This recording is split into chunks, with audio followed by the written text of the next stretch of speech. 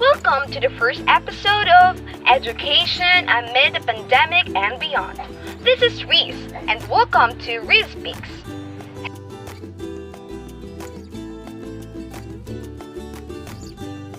Have you been wondering whether when this COVID-19 would come to its end? Are you tired of roaming around the four corners of your house? Or are you even tired of Google Meets, Zooms, online discussions, and a bunch of activities on the Google Classroom? Oh well, I think you're not the only one. We are all sick and tired of the pandemic, am I right? Like, who is not? It's been 2 years. But what can we do? Here we are. We are following the protocols in order to save our lives, of course. I know for sure everyone misses face-to-face classes.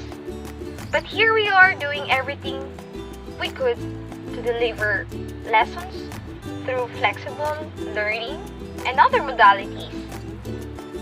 Will we wait for another more years? What had been our adjustments? What had been our difficulties? All of us were exhausted, I know. And all of us are really adjusting. But I know we will definitely do it. And we will definitely survive this. Good day, everyone. I am Noreeze Angela Soleta, your reporter for today. And today, we will be discussing about the curriculum response of higher education to teacher education amid the pandemic and beyond. So upon from watching and hearing the podcast earlier, we realized that one emerging problem in this pandemic is to shift the face-to-face teaching delivery to the new one. So in this lesson, we will be tackling about how the higher education adjusts as to what we have been doing and we have been experiencing and what and how we are learning today as the pandemic is going on. So before we start our discussion, let us first define our desired learning outcomes. The first one is to identify the implications of the occurrence of COVID-19 pandemic to teacher education curriculum. Second is to propose adjustments to the curriculum during a pandemic. And third is to identify ways and means to address the curriculum vis-a-vis the situation that prevails during the pandemic. So first, we have what we call curriculum modification. So what is this curriculum modification? Curriculum modification is the process of making adjustments to existing programs in higher education, specifically teacher education, in order to respond to the needs of the learners amid and post-pandemic. So in this curriculum modification, we really have to adjust as to what the situation is and also for our students to be safe and secured when they are learning. So in this curriculum modification, first, we have the focusing on the essentials. So we have to map the enduring and the needed outcomes. So the challenge now during this pandemic that we are facing is how to create a balance between relevant basic competencies for the students to acquire and the teacher's desire to achieve the entire outcomes of the program or the course. So in order for us to solve this challenge, the teacher needs to revisit the existing curriculum and to analyze the outcomes of the program or the course. So the mapping here of the course outcomes should be done to determine the needed and the enduring outcomes and which of these outcomes should be emphasized. So what is this needed outcomes? So the needed outcomes are the desired knowledge, skills, and values that are required to learn higher concepts. This is also the outcomes that we needed to learn in order for us to move to the next topic and can be also for us to move to the next course on the other hand, enduring outcomes are the competencies that are necessary not just for succeeding in a certain topic, but are also useful beyond a single unit or study. These are the competencies that we needed to learn in order for us to apply it in our day-to-day life or in our future activities and or professions that we are going to take in the future. So here is an example of outcomes taken from the syllabus in art appreciation, a course in general education curriculum in higher education. So as we can see, the outcomes in box A and box B are all essential. However, in box A, there are two statements, and in box B are merged into one essential and enduring outcome. So here is another example of unit outcomes for the course, and it is from the purposive communication subject in general education curriculum. So as you can see, the two current outcomes will be merged into only one outcomes in order for us to address the essentials. So in general, these two examples shows us how learning outcomes can be reduced during the times of pandemic by putting these two outcomes together into one as an essential. So these examples can also be applied in learning outcomes in teacher education. Also, the merging of these outcomes and turning it into one outcome will also allow the students to learn many things and or acquire skills and knowledge and attitudes in one day. So the second one under curriculum modification is what we call rearranging of the college course and offerings. So, the theories and concept courses that can be delivered online may be offered in the first 2 years, while face-to-face delivery is not yet possible due to the risk of the infection of the COVID-19. While on the other hand, the laboratory-based field study and the practicum courses can be offered a little later when face-to-face modality is already feasible. So as we can see, it is very hard for the education students to have a teaching demo since face-to-face is not yet allowed. And same goes with the other students who must be doing laboratory experiments and access to buildings that can help them learn more in their own fields of specialization. So also, this rearranging of college courses can be a bit of rescheduling these subjects or courses that the students must take in this time of pandemic. So curriculum must or can offer those are applicable in this situation, which is wherein it might be taught through online, and when it is possible to run a face-to-face classes again, then the other courses that needed experience and needed students to be hands-on will be offered if this pandemic is over and the face-to-face classes are now offered. So the third one under curriculum modification is the offering of elective or cognate courses that relate to the pandemic and the global health crisis. It is imperative for the curriculum to be adjusted by offering courses that are needed to survive and thrive amid the challenges of the pandemic. So it is not only offering the subjects and courses needed by the students into their chosen profession, but also ensuring the students to learn something that could help them in their mental health. Also, there can be their productivity and also their thinking, and also for them to be comfortable and lessen the burden of the difficulties they are facing upon studying in this type of situation. So here are some of the proposed elective courses that are deemed essential, especially in the teacher education programs. So the first one is change management. So in this help people to adapt and change in this time of pandemic. So we really have to adapt and to do things that will work considering the situation. So management allows us to adapt on the upcoming and the possible changes that this pandemic had given to us. The next one is disaster risk management. So it is not only just the pandemic. It is not just only just the pandemic that is our enemy, but there are also disasters that may come in our way, and we have to be ready and prepared for that. So we are not just encountering the pandemic along the way of our learning, but also we are encountering different disasters like typhoons, earthquakes, and many more. And also we have to prepare ourselves for that, and not only to be aware of the pandemic we are facing, because there are different challenges and or disasters, calamities that might hinder also our learning. So the next one is the flexible learning and teaching strategies. So this will help us in this time since we are unable to go to school.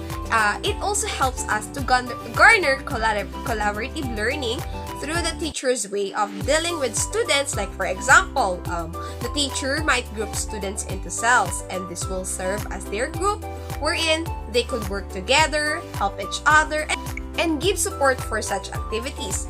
This could also make easy discussion, and thus the wise use of technology will be taught too. The next one is what we call resilient education. So this can be somewhat related to change management, and this could teach students to adapt and also to cope up with the situations, and this could be a great help to people struggling to anxiety caused by the pandemic. The next one is what we call alternative assessment. So this could be allowing the students to execute and perform activities in their own unique ways creatively amid the pandemic that is happening, and through online and or virtual interactions. So remote teaching now is the process of teaching performed at a distance, and this can be a pre-recorded lecture, the use of online resources, like it can be sending supplemental videos that are related to the topic. Health and mental wellness now help the students for their peace of mind, since there are news of several students committing suicide because of the difficulty they are encountering throughout this new normal type of studying and learning. So as what I've said earlier, we really also need to focus on the mentality, the mental health of our students. We should also believe that we should focus or prioritize having the tendency to also prioritize mental health first. Without this, the students will not be able to think straight, to do things that they must do accordingly.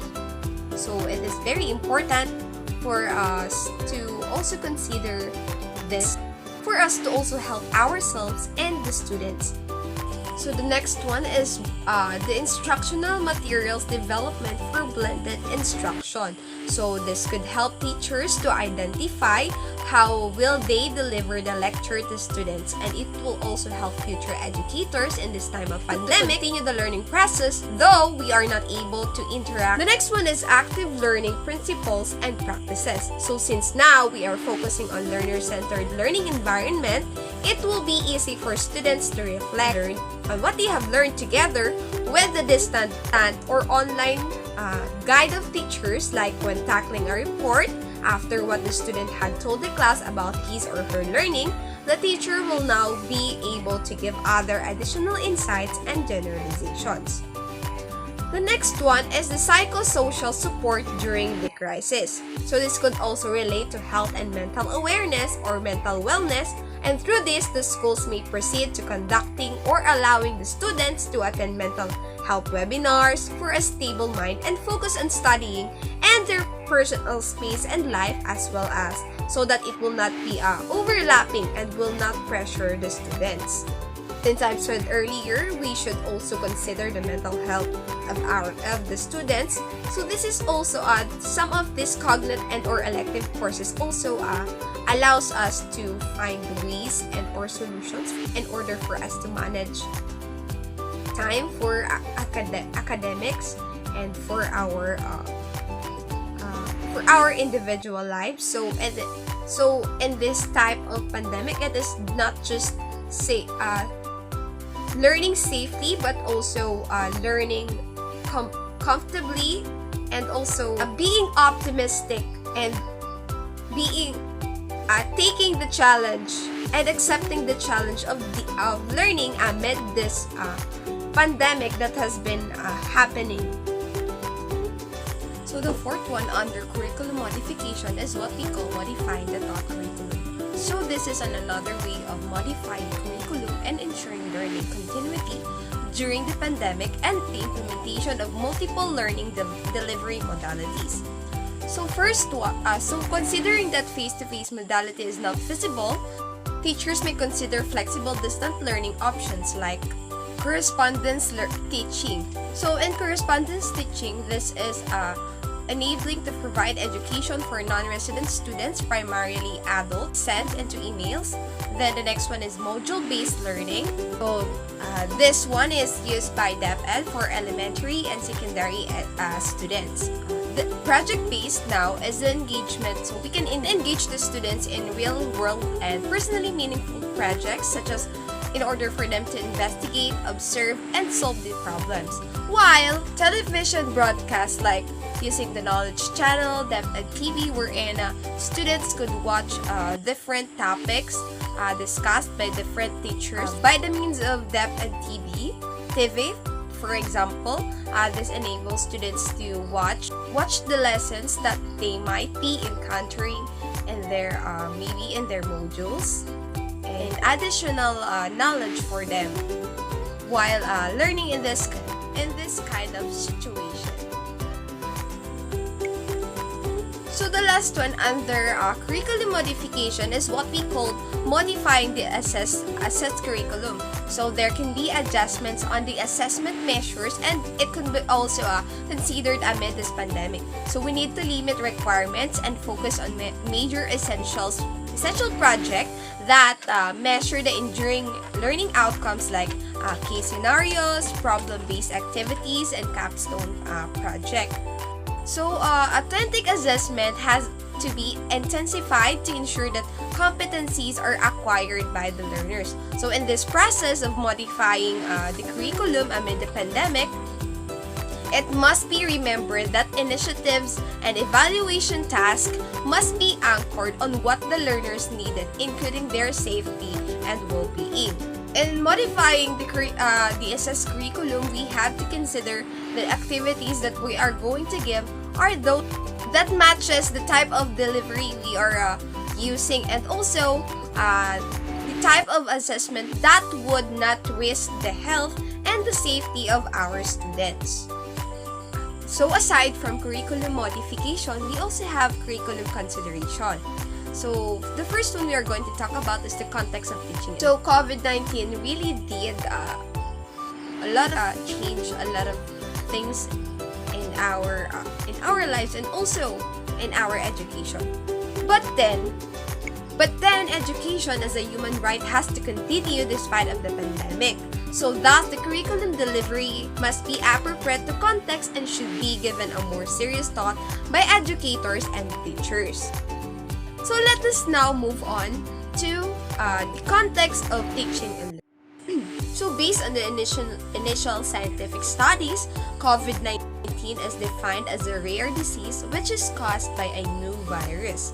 So by the nature of this virus, the World Health Organization issued us the fundamental guidelines for everybody to follow in order for us to avoid its contamination and transmission. So these are the following. So the first one is to wash our hands frequently with soap and water. So we are also advised to avoid touching our eyes, nose, mouth with our unwashed hands. Second one is the wearing of our face mask. So this will provide us a personal protection that no droplets due to coughing or talking of a transmitter will be passed on to another person. Also, the third one is to keep distance. Social distancing or keeping away from other person at least 1 meter away will break the circuit of the transmission of this said virus. The next one is we should practice health etiquette. So when coughing, we should cover our mouth or cough on your sleeves, not on the person in front of you. And then we should exercise, whether it is indoor or outdoor, when allowed is recommended. We should also eat healthy food that would build our immune system, are the guidelines that are given by the World Health Organization. So in short, we should first wash hands,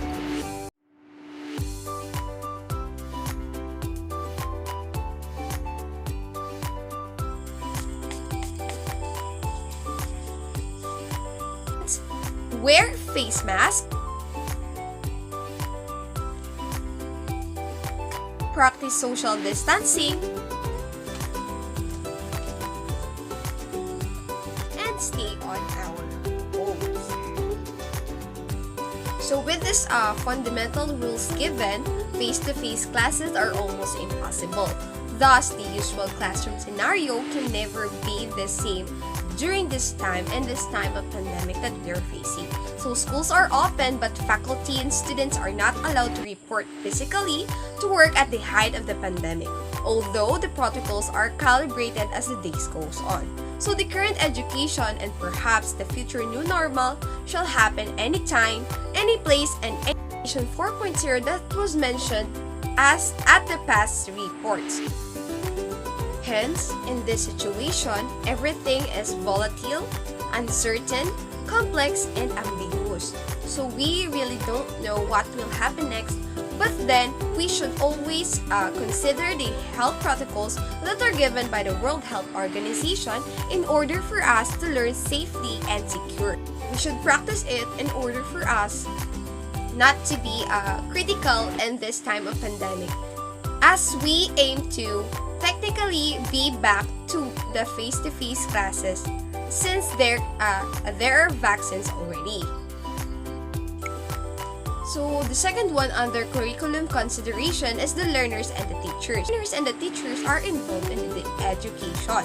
So like all learners, college students are diverse in reference to their readiness to learn under the pandemic. Are all not ready in the first year of applying this type of learning. But before the pandemic, students come from diverse backgrounds based on their geographical location, rural or urban, economic status, rich or poor, schools in attendance, whether they are attending big universities or small local, and many more. So likewise, the teachers are also coming from similar contexts. This diversity, it can be said that the shift from face-to-face to online or flexible learning may be difficult for both the learners and the teachers. Thus, the choice of the delivery must be appropriate to their condition. But as we can see to what is happening, some other students, amid the fact that it has been 2 years that we've been using this kind of platform in learning, they are still unable to cope up. So as the teacher and learning process goes by, we should have the curriculum consideration as to considering the status of the teacher and the learners, so that we avoid or we can not experience the past happenings that we've been hearing from the news, that there are students that are committing suicides because of the difficulty in this time of pandemic. So this is really essential and crucial for us to consider the teachers and the learners, since they are both the beneficiaries of education. So the third one in curriculum consideration is appropriate teaching delivery during the time of pandemic and beyond. So we are through with discussing the teaching and learning context, and also the teachers and the learners statuses. So now we have to consider also the type of delivery that we are going to use and teaching amid the pandemic and beyond. The question is, what kind of teaching delivery may be appropriate for the learners and teachers context? So this is a difficult question to answer because there are several factors to consider aside from the teachers and the learners. Okay? So we will be discussing what type of delivery or modality we are going to use for places with whether with internet or without internet connectivity. No internet connectivity? Here are some ways. First is the use of printed self-learning modules of learning packets, which are distributed through the means of following social distancing. This can be picked up from strategic distribution centers. A couple of this might be modular learning, wherein parents and or designated collectors and or the one who will fetch the module from the school and will deliver or hand in the modules to the parents and or per barangays. So, cite for example in Bangbang Elementary School, what they're doing is that the parents are going to the school and then with with practicing the protocols mentioned earlier, and then they are the one who are getting the modules there, and also they are the one who is passing it after the student had answered the module. So another way, in places with no risk of COVID-19 or low risk, a group of not more than 10 students may meet face-to-face, but the health protocol should be followed, such as the social distancing, use of face masks, washing hands, and other protocols that are mentioned earlier. So evidently, as we can see, the other places, especially in Metro Manila, are now doing their pilot face-to-face classes in order for them to see face-to-face classes will be applicable in this time, now that such students are vaccinated already. In areas with limited internet connectivity, ways to deliver teaching. First one is the asynchronous learning. Asynchronous learning is a teaching delivery where students are doing their work independently based on what has been instructed online by the teacher, or they can access online learning at different times. This will allow the flexibility in the learner's schedule. They can learn on their own pace. So students are provided with learning materials and or pockets which may either be printed, recorded tutorials. Like for example, in Bangbang Elementary School, one of the mathematics teacher is recording herself teaching the formula so that the students would be able to follow these steps in solving a certain problem. In such a way, they're able to solve the problem easily, and it will not be difficult for them to just read on the module. So so this was done by the teacher in order for the students not to confuse themselves while solving. So after watching the video, they are now able to answer the questions on their modules. In the areas with excellent internet connectivity, synchronous learning can be considered to be the mode of delivery of teaching. Synchronous learning is using real-time platforms like Zoom, Facebook, Messenger, Google Meet, or Google Classroom. So this can be also called as remote learning.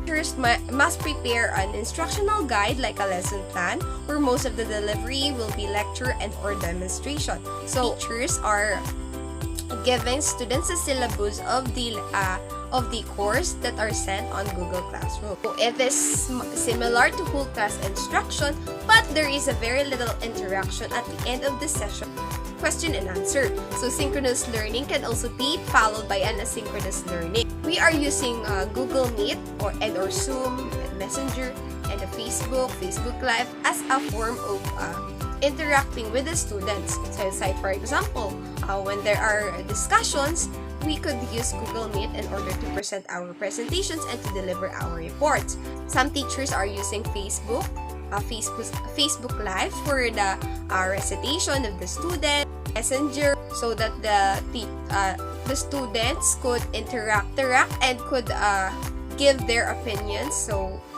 they could just type their opinions and their insights throughout the discussion. So after this online discussion, there will also be activities given in Google Classroom, such as Word document files activities and or video activities, depending on what the teacher will give. They mentioned ways for no internet connectivity areas, for limited internet connectivity areas, and excellent internet connectivity areas should be considered in this time of pandemic, because as I've said earlier, we didn't came from the same background, so we really need to consider this delivery modes. So the teacher may respond to the challenge of the pandemic in many ways. So we have to always to remember the curriculum modification and curriculum consideration. Curriculum modification allows us to adjust, refine, modify, merge the learning outcomes. It also enables us to change and or to update the lessons or the activities that we are going to give our students considering the situation, and also the different courses that might be able to be offered in this type of modality. Curriculum consideration considers the context of teaching and learning, the situation of teachers and the learners, and also the type of delivery modes to be used in teaching and learning. So we also have to take note of the health protocols that was mentioned earlier, because it is very important for us to practice health protocols in order to be safe, and also for us to continue learning. Remember that is not a hindrance for us to continue studying. These challenges will be able to mold us, and this pandemic hopefully would end, and so that we could proceed to face-to-face classes. But in the meantime, let us always follow the protocols that the World Health Organization has given, and also to learn safely and securely in our homes. That would be all for our discussion today, and I hope you learned something from me. And thank you for listening. Let us always remember the health protocols. Stay at home, wash hands, practice social distancing, and wear our face mask. Take action. First question, what are the emerging challenges in the flexible teaching and learning modality during the pandemic? The challenges, of course, is the slow connectivity we have here. Due to this, not all students are able to attend synchronous learning activities, and that some resorted to going to far places for stable internet connection just to attend classes. Second is the poverty of some students that they were not able to attend classes since the money is intended for food and not for load. Everybody is new to it before, and the people, the teachers and students are still adjusting. The unexpected power outage is also a challenge, especially when the classes is ongoing as well as to examinations. In some instances, some does not understand what had been taught, and some are just doing the activities to pass the semester. For us, future educators, we are unable to experience the face-to-face reporting vital to our course as a training ground.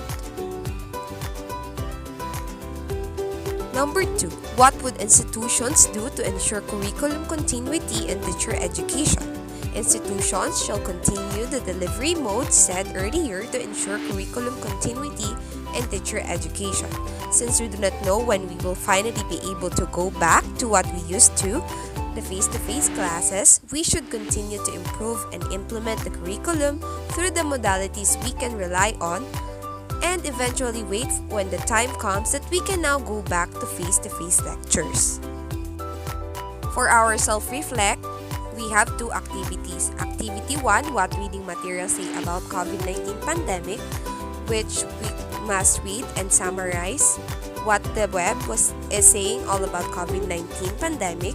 And then activity 2, planning for the future as teacher during the pandemic, wherein you will choose which teaching delivery will you use during the pandemic and explain why you choose that teaching delivery.